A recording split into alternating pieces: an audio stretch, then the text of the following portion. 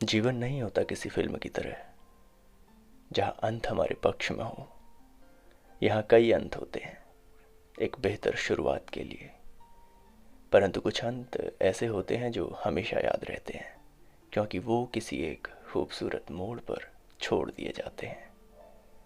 हाय, नमस्कार।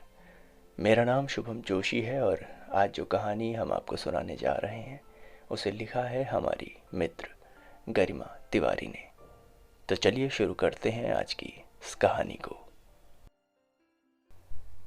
एक दिन इंस्टाग्राम खोलते ही मेरी नज़र अचानक उसमें आए एक मैसेज पर पड़ी जो कि बहुत सामान्य सा था।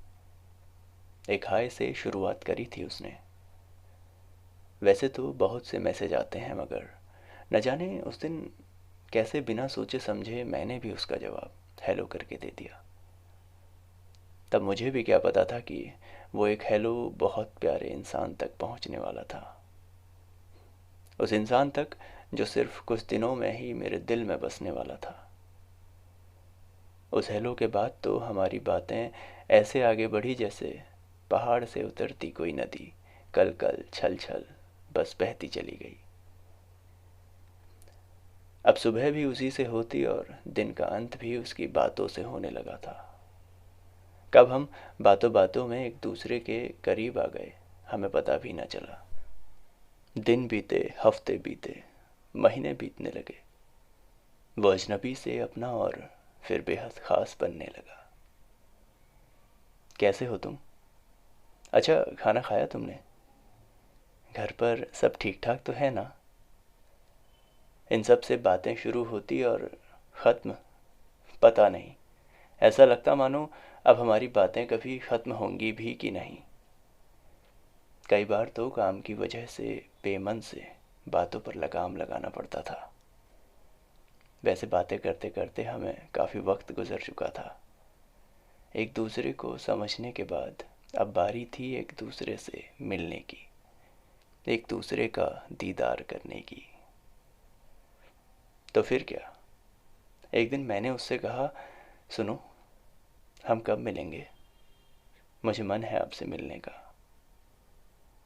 उसने भी कहा, बहुत जल्द मिलेंगे हम। मेरा भी बहुत मन है तुम संग मुलाकात करने का। बातें आगे बढ़ी और फिर हमने साथ में मिलकर दिनों का गणित लगाया। कुछ हिसाब हुआ, अंततः हमने एक दिन तय कर ही लिया।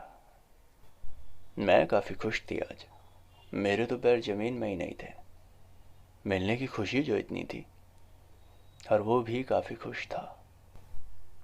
पर कहते हैं ना, हम जो चाहते हैं वो हो कहाँ पाता है। इस गुलाबी सी प्यार की अवधि के बाद कुछ ऐसा हुआ हमारे साथ कि तय किया हुआ दिन हमारे मुताबिक न बीत सका। पहली मुलाकात जो हमने तय की थी वो अधूरी ही रह गई। फिर कुछ वक्त यूं ही बात करते हुए बीता, लेकिन उससे मिलने की जो ख्वाहिश थी दिल में वो अब तक अधूरी ही थी। और फिर धीरे धीरे चीज़ें भी बदलने लगी। उस पर शादी का सहज दबाव बनने लगा था। वो मुझसे कहता, सुनो, मैं तुम्हारे बारे में अपने घर पर बताता हूँ, पर हमें अभी मिले हुए वक्त ही कितना हुआ है। अभी तो कितना कुछ जानना है, बहुत सी बातें करनी है, नोक झोंक करनी है तुमसे, रूठना है, मनाना है तुमको। ओह। एक लंबी सांस भरते हुए मैंने कहा, तुम वाकई बहुत प्यारे हो और मेरी नज़रों में हमेशा रहोगे। तुम मेरी ज़िंदगी में होगे या नहीं मैं ये नहीं जानती, मगर अगर तुम नहीं हुए तो तुमको खोने का मलाल मुझे हमेशा रहेगा। रुआ से गले को समेटा और सब कुछ नियति पर छोड़ दिया।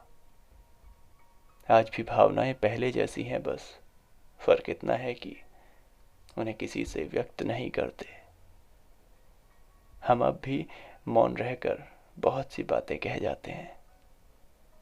अब रह गई हैं तो बस सिर्फ एक टीस, सुनो, तुमसे मिलना था, हम कब मिलेंगे?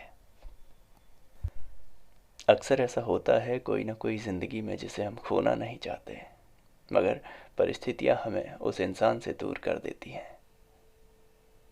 यह कहानी यदि आपको पसंद आई हो तो कहानी को उस खास इंसान के साथ साझा ज़रूर कीजिएगा जिसे आप कभी खोना नहीं चाहते। शुक्रिया।